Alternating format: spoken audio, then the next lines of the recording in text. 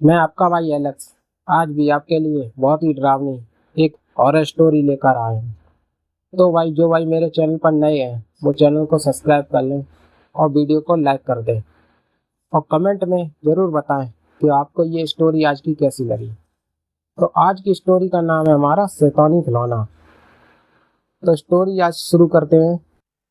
मेरा नाम सोनू है। वैसे मैं भूत प्रेत इन सब चीज़ों से कभी विश्वास नहीं करता था और डरता भी नहीं था, पर मुझे अंधेरे से बहुत डर लगता था। रात को मैं घर से बाहर ना जाऊं और जल्दी सो जाऊं, इसलिए घरवाले मुझे भूत के नाम से डराते थे। छोटा होने की वजह से मैं डर भी जाता था, पर पता नहीं था कि भूत प्रेत असल में होते कैसे हैं। तब मेरी उम्र करीबन 11 या 12 साल होगी। हालांकि मैंने कभी भूत देखा नहीं था, पर मैं अंधेरे से बहुत डरता था। मेरे घरवाले मुझे जल्दी सुलाने के लिए हमेशा ही मेरे कमरे में लाइट को बंद कर देते थे, पर उन्हें लगता था कि लाइट बंद करने के बाद मैं सो जाता हूँ। पर असल में लाइट बंद होने के बाद मुझे कभी जल्दी नींद आती ही नहीं थी, बल्कि डर के मारे मैं बस अपने बिस्तर पर चादर ओढ़कर खाट पर लेटा रहता था और फिर डरते डरते कब मेरी आंख लग जाती थी मुझे भी नहीं पता चलता था। स्कूल की छुट्टियां चल रही थीं। पापा उनके एक दोस्त के साथ कहीं बाहर किसी काम से जाने वाले थे, तो वो मुझे और मेरी माँ को साथ लेकर चले गए और हमें उनके दोस्त के घर छोड़ दिया। पापा के दोस्त का एक छोटा बेटा था जो लगभग मेरी ही उम्र का था। नाम था दीपक। उसके पास बहुत सारे खिलौने थे, पर अजीब बात यह थी कि उसका कोई भी दोस्त नहीं था। जब मैं उसके घर गया था तो कुछ ही देर में मेरी और उसकी बहुत अच्छी दोस्ती हो गई थी। तो मैंने दीपक की माँ को मेरी माँ से ये कहते हुए सुना कि दीपक हमेशा शांत शांत रहता है, ज़्यादा किसी से बात नहीं करता, हमेशा डरा डरा सा लगता है, बाहर जाने से भी डरता है। बहुत सारे डॉक्टर को दिखाया पर कुछ फर्क नहीं पड़ा। पर मुझे उससे क्या था, क्योंकि वो मेरे साथ अच्छी तरह खेल रहा था। उस दिन हम दोनों उसके कमरे में खेल रहे थे, तो एक अजीब बात मैंने नोटिस की। उसका ध्यान बार बार उसके कमरे की खिड़की की ओर जा रहा था। जब भी वो खिड़की की ओर देखता तो मैं उसे खेल पर ध्यान देने को कहता, और जब उसने एक बार फिर खिड़की की ओर देखा तो मैंने उसे कहा, अरे दीपक, यहाँ खेल पर ध्यान देना। तो उसने नीचे जमीन की ओर देखते हुए कहा, वहाँ खिड़की पर कोई है। मैंने पीछे मुड़कर देखा, पर वहाँ कोई नहीं था।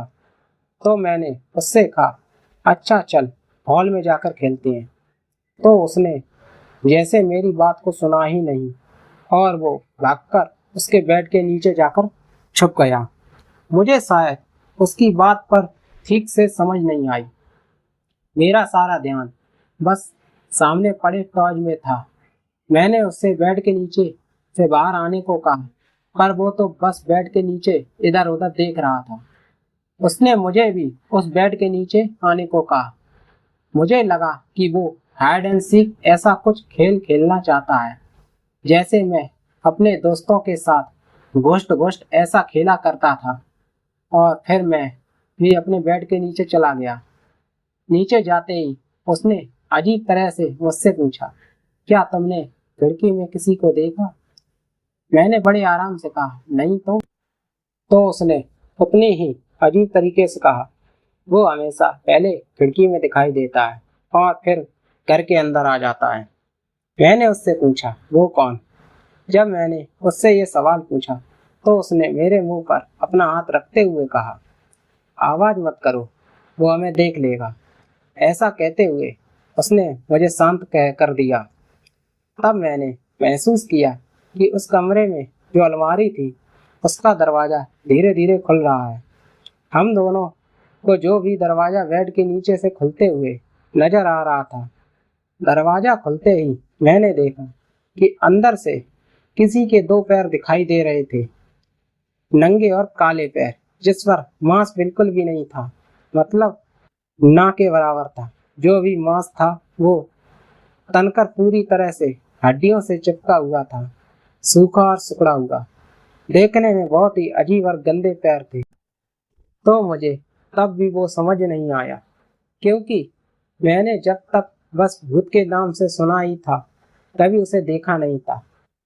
पर तब मुझे दीपक पर गुस्सा आया और मैं बेड के नीचे से बाहर निकलने लगा, पर दीपक मुझे बाहर जाने से मना कर रहा था और बार बार मुझे पीछे खींच रहा था। तो मैंने जोर से उसके हाथ को झटका, दीपक छोड़ छोड़, मुझे जाने दे। और फिर जैसे ही मैं बेड के नीचे से बाहर आया तो मैंने जो देखा वो बहुत डरावना था। वहां कोई भी नहीं था, वहां बस दो पैर थे, गंदे, अजीब और उतने ही जितने बेड के नीचे से देखे थे, मतलब घुटने के नीचे तक। मेरे बाहर आते ही वो आधे कटे डरावने पैर उस कमरे से बाहर की तरफ दौड़ते हुए चले गए। वो बस टूटे हुए सड़े दो पैर थे। मुझे वो बहुत अजीब लगा और मैं कुछ देर वहां रुककर दौड़कर उस कमरे से बाहर चला गया और मैंने अपनी माँ को दीपक की कंप्लेंट की। दीपक मुझे डरा रहा है, क्योंकि ना जाने मुझे तब ऐसा लगा कि वो शायद कोई डरावना खिलौना होगा जिसके जरिए दीपक मुझे डराना चाहता हो। तब मेरी माँ ने मुझे चुप रहने को कहा, क्योंकि हम मेहमान थे और वो मेरी वजह से कोई प्रॉब्लम नहीं चाहती थी। उसे लगा कि मैंने कुछ बदतमीजी ही की होगी, क्योंकि दीपक की माँ के कहने के मुताबिक दीपक तो बहुत शांत लड़का था। पर फिर भी मेरी बात सुनकर दीपक की माँ ने उसे बुलाया और दीपक को डांटा। वो चुपचाप नीचे सर झुकाए अपनी माँ को डांट सुनता रहा। उसने कोई भी उल्टा जवाब नहीं दिया। उसने मेरी तरफ देखा और वो देखकर मुझे थोड़ा बुरा लगा कि मैंने खामखा ही कंप्लेंट कर दी। फिर मैं उसके साथ खेलने नहीं गया और दिन भर उसके बड़ी सी टीवी पर कार्टून देखता सोफे पर पड़ा रहा। शाम को जब वो मुझे सामने आया तो मैंने दीपक से माफ़ी मांगी और फिर उसके साथ बात करने लगा। हम दोनों फिर से खेलने लगे। इस बार मैंने उसके घर हॉल में ही मेरे साथ खेलने को कहा। उसके बावजूद वो बीच बीच में बार बार खिड़की की ओर देखता रहा। रात हमने एक साथ खाना खाया और फिर दीपक की माँ और दीपक के कमरे में ही मेरा बेड लगा दिया। मैं जब अपने बिस्तर पे जाकर लेट गया तो दीपक ने लाइट बंद कर दी, पर मैं लाइट को ऑन रखना चाहता था। मैंने उसे कहा, दीपक लाइट को ऑन कर दे, मुझे अंधेरे से डर लगता है। पर उसने मुझसे कहा, नहीं, लाइट चालू रहेगी तो वो मुझे दिखाई देगा। लेकिन मैंने उसकी बात नहीं मानी और उठकर लाइट ऑन कर दी और चुपचाप अपने बेड पे पड़ा रहा। मैं भी अपने बिस्तर पे जाकर सो गया। उसके बाद कब मेरी आंख लग गई मुझे पता नहीं चला, पर एक अजीब सी आवाज की वजह से मेरी नींद खुली। वो किसी के रोने की आवाज थी। कोई मुसमुसा कर रो रहा था, पर मैंने देखा तो कमरे की लाइट बंद थी। मुझे दीपक पर गुस्सा आया। इसने जरूर मेरे सोने के बाद लाइट को बंद कर दिया होगा। पर अब भी वो रोने की आवाज आ रही थी, लेकिन अंधेरा होने की वजह से मैंने अपने बेड से उठने की हिम्मत नहीं की और मैं चुपचाप चादर ओढ़कर पड़ा रहा। मैंने चादर के अंदर से ही दीपक को आवाज दी, दीपक, दीपक। पर जैसे मैं आवाज देता, रोने की आवाज और जोर से आने लगती। डर के मारे मैं वैसे ही पड़ा रहा। पहले ही दीपक ने मुझे बहुत डरा रखा था, तो मैंने उस आवाज को नज़रअंदाज किया और सोने की कोशिश करने लगा। फिर पता नहीं कब वो आवाज रुक गई और कब मेरी आंख लग गई। उसके अगले दिन सुबह जब मैं उठा तो दीपक मेरे बेड के पास खड़ा होकर मुझे ही घूर रहा था। मैं उसे देख डर गया और झट से अपने बेड से उठकर बैठ गया। दीपक, क्या कर रहे हो? मैं कितना डर गया। तो उसने बस इतना ही कहा, मुझे लगा तुम मर गए, और इतना कहकर वो कमरे से बाहर चला गया। मैंने अपने आसपास देखा और उठकर अपनी माँ के पास चला गया, पर मैंने माँ को कुछ नहीं बताया। जब हम दोनों नाश्ता कर रहे थे तो मैंने उससे पूछा, दीपक दीपक, पर वो अब मेरी तरफ देख भी नहीं रहा था, बस नीचे देखते हुए अपना नाश्ता कर रहा था। दीपक, सुनना, कल रात मैंने किसी के रोने की आवाज़ सुनी। तो उसने नीचे देखते हुए कहा, हाँ जानता हूँ। तो मैंने पूछा, मतलब तूने भी सुनी? उसने बिना मेरी तरफ देखते हुए कहा, तू फिर से मेरी माँ को कंप्लेन तो नहीं करेगा? तो बताऊंगा। मैंने कहा, अच्छा बोल, नहीं करूँगा कंप्लेन। तो वो थरथराते हुए बोला, वो मैं ही था, आधी रात को मैं ही रो रहा था। उसकी ये बात सुनकर मुझे काफ़ी अच्छा लगा, क्योंकि मुझे लग रहा था कि वो किसी भूत के रोने की आवाज़ है। तो उसने अपना थरथराते हुए आवाज़ में मेरे हाथ को पकड़ते हुए आगे कहा, मैं रो रहा था क्योंकि कल रात मैंने देखा कि वो तुम्हारे बिस्तर के पास खड़ा होकर तुम्हें ही घूर रहा था। बाद में वो तुम्हारे पास सोया था। यह सुनते ही मेरे रोंगटे खड़े हो गए और मैं ब्रेकफास्ट छोड़कर भागकर अपनी माँ के पास चला गया था। मैंने अपनी माँ को ये बात बतानी चाहिए, पर फिर मुझे लगा कि कल भी मेरी वजह से ये डांट खाई, तो मैंने उस बात को जाने दिया। अब हम दोनों ज़्यादा बात नहीं कर रहे थे। उसका बर्ताव बहुत ही अजीब था, इसलिए शायद उससे ज़्यादा दोस्ती नहीं है। पता नहीं वो ऐसा क्यों बर्ताव कर रहा था। उसी दिन दोपहर मेरी माँ और आंटी दोनों बाहर कहीं शॉपिंग करने के लिए जा रहे थे, तो उन दोनों ने दीपक और मुझे घर पर ही रहने को कहा। पर मैं दीपक के साथ खेलना नहीं चाहता था, क्योंकि हर बार वो मुझे किसी चीज़ से डराता था। तो मैं उसके कमरे में गया और कुछ खिलौने लेकर बाहर हॉल में आ गया और मैं वहीं बैठकर टॉयज के साथ खेलने लगा। मुझे लगा था कि दीपक अपने कमरे से बाहर मेरे साथ खेलने आएगा, पर वो नहीं आया। वो अंदर अपने कमरे में ही बैठा रहा। आज जब मैं बड़ा हो गया हूँ तो इस बात को समझता हूँ कि कुछ चीज़ें होती हैं जो पहले तो अपने होने का एहसास दिलाती हैं और फिर हमें नज़र आने लगती हैं, पर तब मैं ये बात नहीं समझता था। और तब मेरे साथ उस दोपहर ऐसा ही कुछ हुआ। जब मैं हॉल में अकेले खेल रहा था तो मुझे कुछ खड़खड़ाने की आवाज़ सुनाई दी, जैसे कि कोई चीज़ जोरों से कांप रही हो। मैंने अपने आसपास देखा तो एक खिलौना था जो बहुत जोर जोर से हिल रहा था, थरथरा रहा था। मैंने उसे पकड़कर स्टॉप किया और उसे बंद करने का बटन ढूंढने लगा, पर उसमें कोई बटन नहीं था। मुझे लगा था कि उसमें कोई मोटर वाइब्रेटर होगी जो कि अपने आप ही चालू हुई होगी, पर वो तो बस एक नॉर्मल सा खिलौना था। तभी मुझे कांच पर कुछ खरगोशने की आवाज़ सुनाई दी, जैसे कोई अपने नाखून खरोंच रहा हो। मुझे पता था, हो ना हो ये दीपक ही होगा जो मुझे फिर से डराने की कोशिश कर रहा होगा। तो मैंने उसे आवाज़ दी, दीपक, अगर तूने कुछ किया तो मम्मी से फिर से तेरी कंप्लेंट कर दूंगा। पर दीपक का कोई जवाब नहीं आया। उसने कमरे का दरवाज़ा बस थोड़ा सा खुला हुआ था। पर जब मैंने यह देखा तो मुझे हॉल की खिड़की पर किसी का हाथ दिखाई दिया, बिल्कुल वैसा ही जैसे एक दिन पहले मैंने पैर देखे थे। हड्डियों पर चिपका हुआ मांस, लंबे बड़े बड़े लंबे नाखून, सूखा सड़ा हुआ काला पड़ा हुआ मांस, और वो हाथ खिड़की की कांच पर अपने नाखून खरोंच रहा था। वो देख मैं बहुत डर गया। मेरा बदन तब कांपने लगा, क्योंकि अब घर में मेरे और दीपक के अलावा कोई नहीं था जिसे मैं आवाज़ दे सकूं।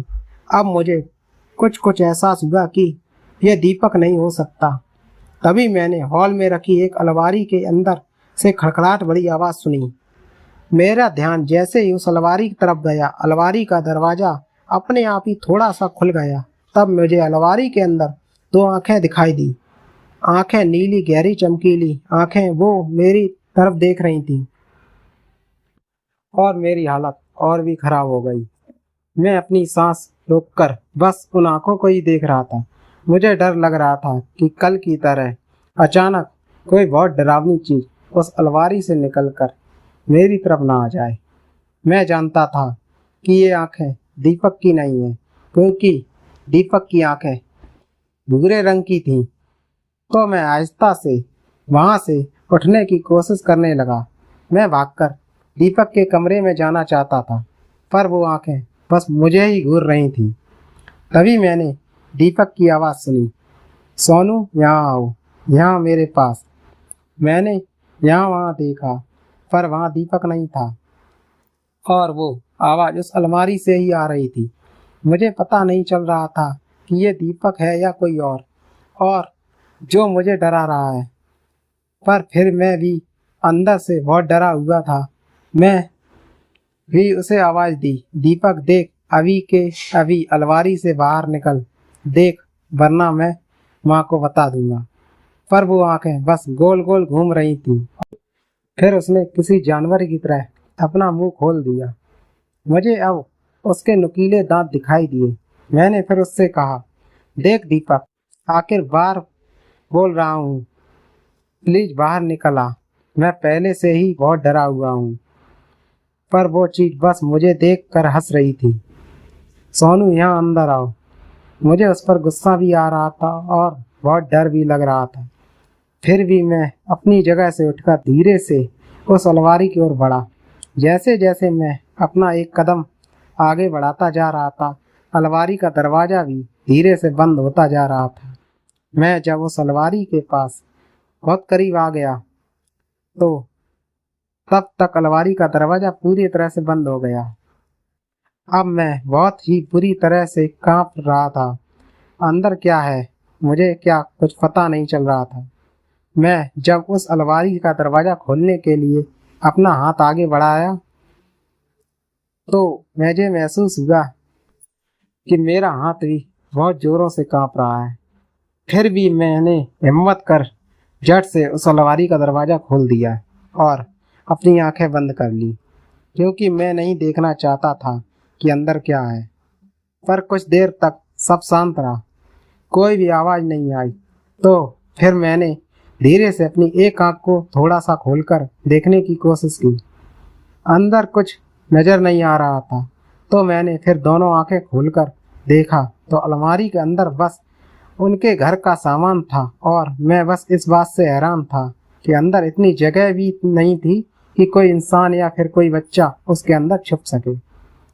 तो फिर मैंने जो नज़र आया था वो क्या था, मैंने फिर डरते हुए दरवाज़ा लगाया और दरवाज़ा लगाते ही उस अलमारी के ऊपर से कोई बहुत ही भयानक चीज़ मेरे ऊपर झपट पड़ी। मैं चिल्लाकर नीचे गिर पड़ा। वो किसी जानवर की तरह थी। वो परछाई मेरे आंखों के सामने से हंसते हुए भागकर घर के अंदर वाले हिस्से में कहीं गायब हो गई। मेरे तो रोंगटे खड़े हो गए। मेरी हालत बहुत ही खराब हो गई थी। मुझसे इतनी भी ताकत ना थी कि मैं उठकर दीपक के कमरे में चला जाऊं। मैं वहीं पड़े पड़े बस बुरी तरह कांप रहा था।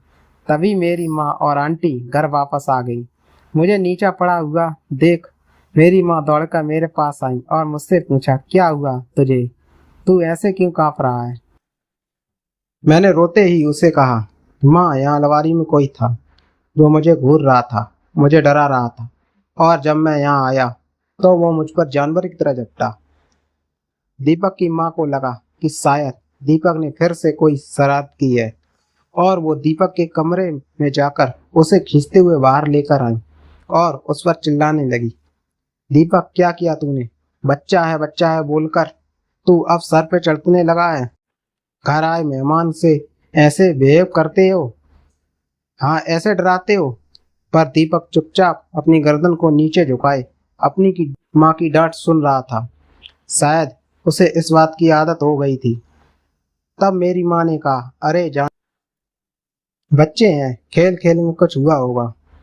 तब उसकी माँ ने कहा, नहीं, ये हमेशा ऐसे ही करता है, कभी अपने बाथरूम में जाकर छुप जाता है, तो कभी अपने आप को ही नाखूनों से खरोंच लेता है, तो कभी अपने दांतों से अपने आप को काट लेता है और फिर झूठ बोलता है कि उसने खरोंचा है, उसने काटा है। कभी रात को जोर जोर से चिल्लाता है, कहता है कि खिड़की में कोई है, कभी कहता है कि अलमारी में कोई है। ऐसे ही कोई खेलता है क्या? तो मेरी माँ ने आंटी को शांत करते हुए कहा। उसने किसने? तो दीपक की माँ ने गुस्से में ही कहा, पता नहीं किसने, पर वो हमेशा गलती ये करता है कि ऐसे किसी का नाम बताता है जो इस घर में है ही नहीं। मेरी माँ को शायद वो बात समझ में आ गई, तो उसने आंटी को शांत करते हुए हम दोनों को कमरे में जाने को कहा। अब मेरी माँ उसकी माँ को समझा रही थी कि बच्चा अगर बार बार एक ही बात बोल रहा है तो मतलब वो जरूर कुछ बताना चाहता है, या फिर वो जो बोल रहा है वो सच हो, कुछ तो होगा, इसलिए वो इतना शांत और चुपचाप रहता है। हम दोनों उनकी बातें सुनते हुए कमरे के अंदर चले गए और दीपक नॉर्मल था, जैसे उसे इन सब चीजों की आदत सी हो गई थी। दीपक मेरे पास आकर बैठ गया और उसने कहा, मेरी बात का कोई यकीन नहीं करता, पर मैंने सच में उसे देखा है। वो मुझे घूरता है, मुझे मारता है, मुझे चोट पहुंचाता है, और आज तुमने भी देखा ना। मैं झूठ नहीं बोल रहा था, मैं तुम्हें डराना नहीं चाहता था, पर ये सच है, मैंने उसे देखा है। वो बहुत ही बुरी चीज है। तब मैं उसे कुछ भी समझाने की हालत में नहीं था, क्योंकि मैं खुद डरा हुआ था, और वैसे भी जिस चीज को भी मैं ठीक से समझता या जानता ही नहीं था, उसके बारे में मैं उसे क्या समझाता। फिर मैंने उस बात को इग्नोर किया। मेरी माँ और आंटी ने हम दोनों को समझाया कि बच्चों की तरह खेला करो, मस्ती मत किया करो, पर ये बात तो हम दोनों की थी ही नहीं, कोई और था, कोई तीसरी चीज थी जो इन सब के लिए जिम्मेदार थी। पर ना जाने क्यों हम दोनों में उस दिन ज्यादा बात नहीं हुई। दोपहर की उस डरावनी घटना के बाद मैं ज्यादातर मेरी माँ के साथ ही रहा, दिन भर उसके आसपास ही खेलता रहा। लेकिन फिर रात उन्होंने हम दोनों को समझाकर एक कमरे में सुला दिया। इस बार मैंने दीपक से कुछ नहीं कहा। वो अपने कमरे की लाइट बंद कर अपना बेड पर चला गया। मैं अंधेरे में तो डरा रहता था, पर अब उस डरावनी अनजान चीज से भी मुझे डर लगने लगा था। पर मुझे पहले ज्यादा इस बात पर यकीन हो गया था कि दीपक खुद इस सब चीज बातों से परेशान था, तो वो मुझे क्यों डराएगा। और फिर उसके बारे में सोचते हुए उस अंधेरे में कब आंख लग गई मुझे पता नहीं चला। पर बीच रात मुझे ऐसा एहसास हुआ कि किसी ने मुझे अपने बिस्तर से हवा में ऊपर उठाया हुआ है। उस अजीब एहसास से मेरी नींद टूट गई, और जब मैं उठकर देखा तो मैं जमीन से सो रहा था। ना मेरे नीचे बेड था और ना ही ऊपर चादर थी। मैंने उठकर लाइट ऑन की तो देखा कि मेरे बिस्तर पर कोई सो रहा है, वो भी सर से ऊपर पांव तक पूरी तरह चादर उड़कर सो रहा था। तो मैंने फिर दीपक के बिस्तर की तरफ देखा तो दीपक अपने बेड पर नहीं था। मुझे लगा कि ये दीपक ही होगा जो डर के मारे मेरे बिस्तर में मेरे साथ सोया होगा। लेकिन फिर मुझे अपने बेड से उठाकर नीचे जमीन पर किसने रख दिया, और मैं झट से अपने बेड के पास गया। मैंने चादर को खींचकर देखा तो अंदर कोई नहीं था, बेड खाली था। पर ऊपर से देखने पर ऐसा लग रहा था जैसे कोई इंसान उस पर सो रहा हो। मैंने फिर दीपक के बेड पर देखा तो अब वहां कोई सो रहा था, पर थोड़ी देर पहले जब मैंने देखा था तो वहां कोई नहीं था। फिर मैं समझ गया कि वह जरूर कोई अजीब चीज होगी। वहीं जो फिर मैंने देखा, मैं फिर भी उस चादर को खींचकर देखना चाहता था कि अंदर कौन है। तभी मुझे बाथरूम से किसी के बहुत हल्की आवाज आई, सोनू सोनू चादर को मत उठा, यहाँ अंदर इधर। मैंने देखा तो दीपक बाथरूम के अंदर था। वो मुझे अंदर बुला रहा था, और फिर उसके अपनी आंखें बड़ी बड़ी करते हुए उसने बेड की ओर देखा तो पीछे मैंने मुड़कर देखा। देखा तो चादर अपने आप ही किसी इंसानी आकार में हवा में लहराने लगी थी। वो देख मैं भागकर बाथरूम के अंदर चला गया। मेरे अंदर जाते ही दीपक ने दरवाजा लगा लिया। दीपक ने कहा, आवाज मत कर, वरना वो यहाँ भी आ जाएगा। तब दीपक भी बुरी तरह से कांप रहा था और मैं भी। वो क्या चीज थी मुझे पता नहीं, पर हमने देखा कि वो बाथरूम के बाहर ही खड़ा है। दरवाजे के नीचे से उसके पैर नजर आ रहे थे। हम दोनों वहीं खड़े होकर उसके जाने का इंतजार कर रहे थे। मैंने जमीन पर लेटकर बाथरूम के दरवाजे के नीचे से मुझे देखना चाहा कि वो क्या चीज है, पर दीपक मुझे देखने से मना कर रहा था। मैंने उसे बस शांत रहने को कहा, हालांकि हम दोनों भी कांप रहे थे। मैंने नीचे लेटकर दरवाजे के नीचे से देखा तो वो वही पैर थे जो मैंने एक दिन पहले देखे थे। सड़े काले बड़े बड़े नाखून और उन पर खींचा हुआ मांस था। पर शायद बाहर जो कुछ भी था उसे पता चल गया कि मैं नीचे से उसे देख रहा हूँ। वो दौड़कर उस दरवाजे के पास आया। वो देख मेरा दिल भी बैठ गया। धड़कन तेज चल रही थी, जैसे वो पैर अब दौड़कर बाथरूम के अंदर ही आ रहे थे। जैसे ही वो पैर दरवाजे के पास आ गए, मैं डरकर पीछे हट गया। मेरी सांस तेज हो गई थी, बदन बहुत जोर जोर से थरथरा रहा था। मैंने दीपक से कहा, वहाँ कोई है और अंदर आना चाहता है। और ये कहते हुए जब मैंने पीछे मुड़कर दीपक की तरफ देखा तो दीपक के पीछे कोई परछाई खड़ी थी। काली, बहुत काली परछाई। उसके लंबे लंबे हाथ थे और उसके पूरे बदन पर हड्डियों पर सड़ा हुआ मांस था, जैसे पूरा मांस सड़कर सूखकर हड्डियों से चिपका गया हो। आंखें बिल्कुल वैसी जैसे मैंने दोपहर में देखी थी, नीली गहरी चमकती हुई। मेरी तो आवाज अंदर ही अटक गई थी। मैंने दीपक को बस हाथ से इशारा किया कि तेरे पीछे कोई है, पर दीपक भी हिम्मत नहीं हो रही थी कि वो पीछे मुड़कर देख सके। उसने अपनी आंखें बंद कर ली और वो चीज अपनी गर्दन को आड़े तिरछे घुमाते हुए अपनी बड़ी बड़ी आंखें से मुझे ही घूर रहा था। मुझे समझ नहीं आ रहा था कि मुझे क्या करना है। मैंने झट से बाथरूम का दरवाजा खोला और दीपक के हाथ को पकड़कर उसे वहां से खींचा तो उस डरावनी चीज ने अपने हाथ के बड़े बड़े नाखून से मेरे हाथ को खरोंच दिया। मैं दर्द से चिल्लाया, लेकिन फिर भी मैं दीपक को खींचकर बाथरूम के बाहर ले गया और हम दोनों भी दौड़कर अपने कमरे से बाहर चले गए। तब मेरे हाथ में खून बह रहा था। मैं दौड़कर माँ और आंटी के कमरे के पास चला गया और उन्हें बाहर से ही जोर जोर से आवाज देने लगा। उन्हें भी डर लगा कि इतनी रात को हम चिल्ला क्यों रहे हैं। मेरी माँ मुझे देख बहुत डर गई। मेरे हाथों से खून बह रहा था। वो मुझे बार बार पूछ रही थी कि आखिर हुआ क्या है। मैंने उस वक्त बस इतना कहा कि कुछ नहीं हुआ, आप बस मुझे अस्पताल ले चलो। दीपक की माँ को लगा कि दीपक ने ही कुछ किया होगा, पर मैंने उन्हें साफ साफ बता दिया कि दीपक की इसमें कोई गलती नहीं थी, उल्टा उसने मेरी जान बचाई है। फिर वो तुरंत मुझे अस्पताल लेकर चले गए। तब हम सब एक साथ थे। उस वक्त मैंने मेरी माँ को जो भी मेरे साथ हुआ वो सब बता दिया और उन्हें यकीन दिलाया कि दीपक की इसमें कुछ भी गलती नहीं है। वो सच कह रहा है कि उस घर में कुछ अजीब चीज है जो उसे कई महीने से डरा रही है और उसी चीज से मुझे भी आज चोट पहुंचाई। मेरी मम्मी ने पापा को फोन करके मेरे साथ हुए हादसे के बारे में बता दिया और फिर अगले दिन सुबह मेरे पापा और उनके दोस्त मतलब दीपक के डैडी घर वापस आ गए। उनके आने के बाद मैंने और मेरी माँ ने पापा को, दीपक ने मम्मी डैडी को भी सारी बात बता दी। फिर उन्हें समझाया कि इस घर में जरूर कोई बुरी ताकत, बुरी आत्मा है जो दीपक को चोट पहुंचा रही है।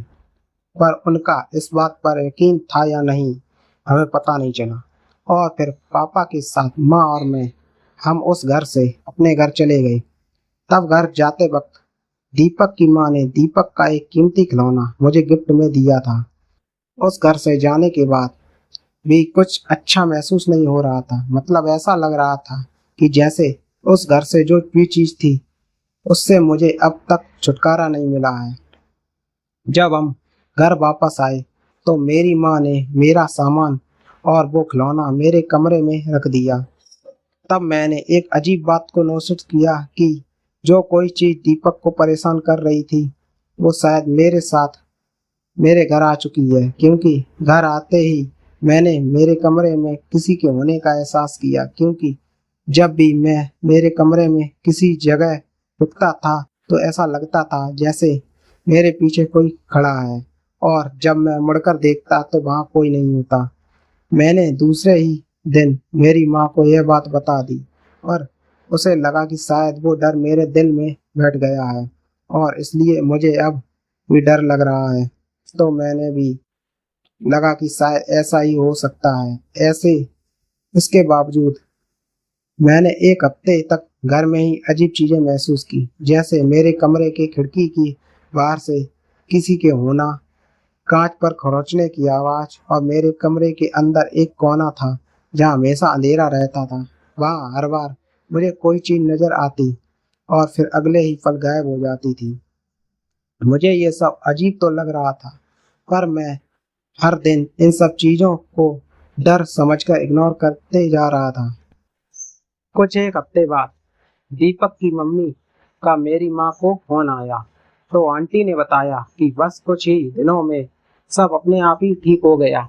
हमारे जाने के बाद उन्होंने दीपक को एक अच्छे से साइकियाट्रिस्ट को दिखाया और तब से उसकी तबीयत में सुधार आ गया है।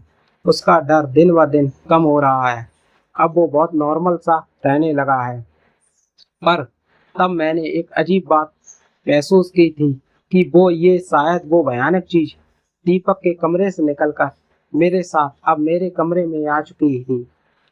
और उसके एक दिन बाद ही मैंने वो बुरा अनुभव फिर से किया था। ऐसे ही एक दोपहर मैं अकेले ही मेरे कमरे में खेल रहा था। मेरे सामने खिलौने पड़े हुए थे और तब मैंने महसूस किया कि अलमारी का दरवाजा अपने आप ही खुल रहा है। ये बिल्कुल वैसा था जैसा दीपक के कमरे में हुआ था। मतलब साफ था कि वो चीज अब मेरे सामने आना चाहती थी। धीरे धीरे अलमारी का दरवाजा पूरी तरह से खुल गया। मैंने डरते हुए अपनी नज़र उठाकर अलमारी की ओर देखा तो अलमारी में कोई नहीं था।